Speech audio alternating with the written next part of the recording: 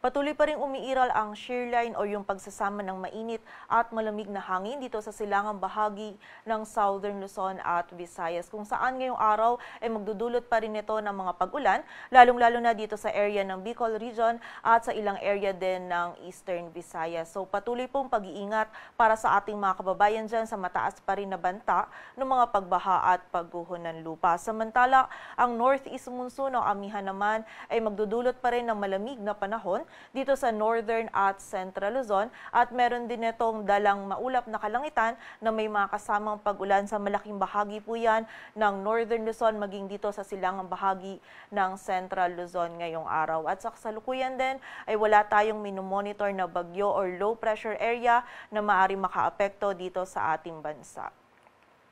At para nga sa maging lagay ng panahon ngayong araw ng Sabado, maulap na kalangitan na may mga pag-ulan pa rin yung mararanasan dito sa bahagi ng Mimaropa, maging sa area din ng Bicol Region. At ito po mga pag-ulan nito ay moderate to heavy at kung minsan ay mga intense na mga pag-ulan, lalong-lalo na nga po yan dito sa area ng Bicol Region. So muli po, patuloy na pag-iingat para sa ating mga kababayan dyan sa mataas pa rin na banta ng mga pagbaha at pagguho ng lupa na maaari pong idulot ng mga pag-ulan dala ng shear line. Samantala, ang northeast monsoon o amihan naman ay patuloy pa rin magdadala ng malamig na panahon at ng maulap na kalangitan na may mga kasamang pag-ulan dito sa Cordillera Administrative Region, maging sa bahagi din ng Cagayan Valley, Aurora at sa area din ng Quezon. Samantala, dito po sa Metro Manila, maging sa nalalabing bahagi pa ng Luzon, ay magiging bahagyang maulap hanggang sa maulap yung ating kalangitan. Bahagyang malamig pa rin po yung panahon na mararanasan natin,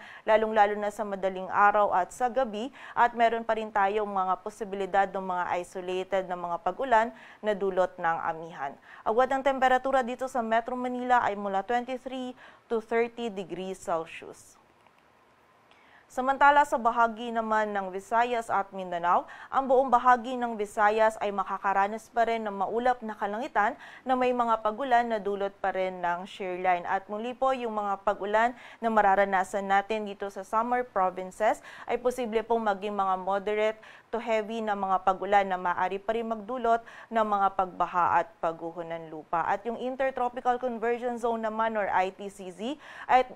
ngayong araw ay magdudulot din ng mga pag-ulan dito naman yan sa bahagi ng Davao Region at sa area din ng Soxargen. At sa nalalabing bahagi naman po ng Mindanao ay meron tayong mararanasan lamang ng mga isolated na mga pag-ulan, dulot yan ng mga localized thunderstorms. And during severe thunderstorms, itong mga pag-ulan nito ay posible pa rin maging katamtaman hanggang sa mga malalakas na pag-ulan na maaari magdulot ng mga pagbaha at pagguho ng lupa. So pag-iingat pa rin po para sa ating mga kababayan. Agwan ng temperatura sa Cebu ay mula 25 to 31 degrees Celsius at sa Davao naman ay 25 to 33 degrees Celsius.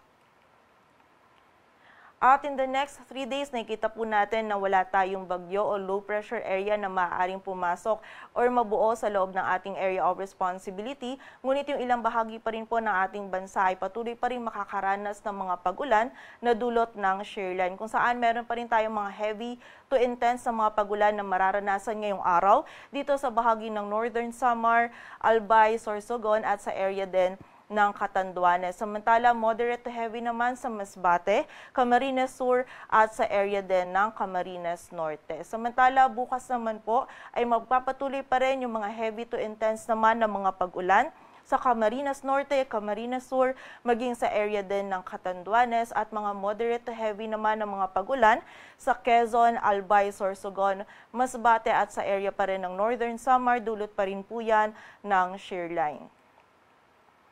And by Monday naman ay meron pa rin po tayong mararanasan ng mga moderate to heavy pa rin na mga pag-ulan sa Quezon, Camarines Norte, Camarines Sur, Albay, Sorsogon, Northern Samar at sa bahagi ng Catanduanes. So muli po, patuloy pa rin pag-iingat para sa ating mga kababayan sa banta pa rin ng mga pagbaha at pagguho ng lupa. And also makipag-ugnayan din po tayo sa ating mga LGU at maging alerto din po tayo lalong-lalo na doon sa mga areas na prone sa mga pagbaha at pagguho ng lupa, maging doon sa mga areas din na patuloy na nakakaranas ng mga pag-ulan simula pa ng mga nakaraang araw.